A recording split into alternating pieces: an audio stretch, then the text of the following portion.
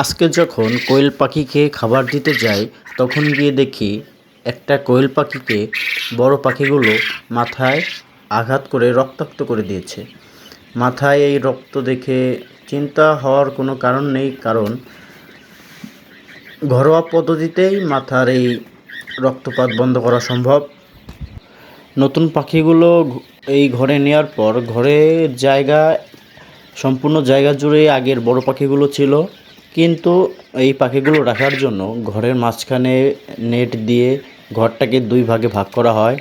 এক ভাগে রাখা হয় আপনার বড় পাখিগুলো, আর অন্য পাশে এই ছোট পাখিগুলো। ছোট পাখিগুলো যখন ব্রুডিং শেষ করি, তখন আস্তে আস্তে যখন স্বাভাবিক তাপমাত্রায় থাকতে পারে সেই অবস্থায় এই ঘরে আনা হয়। এখন নতুন ঘরের কাজ শুরু করা ছাড়া এই সমস্যা থেকে মুক্ত পাওয়া সম্ভব নয়, কারণ এই নেটের ফাঁকা দিয়েই এই ছোট পাখিগুলো বড় পাখির ভিতরে চলে যায়, আবার দেখা যায় যে বড় পাখিগুলো ছোট পাখির ভিতরে চলে আসে। তাই এই সমস্যা সমাধানের জন্য নতুন ঘর দরকার। আর এই সমস্যা হলেই রক্তাক্ত হলে, আর আগের পাখিটিও একটা রক্তাক্ত হয়েছিল, তখন এই হলুদ দিয়ে এই আক্রান্ত স্থানে দিয়ে দিয়েছি। মোটামুটি পাখিটা এখন সুস্থ আছে।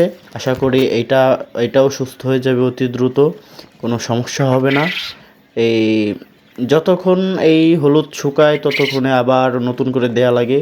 শুকানোর পর আবার নতুন করে দিলে পাখিগুলো খুব সুন্দর মতো থাকতে পারে। আর পাখিগুলোকে নিয়মিত ঔষধ, ভিটামিন এগুলো দিলে পাখির কোনো শারীরিক সমস্যা হবে না। আমার সমস্ত পাখিগুলো সুস্থ ও সুন্দর আছে। ধন্যবাদ।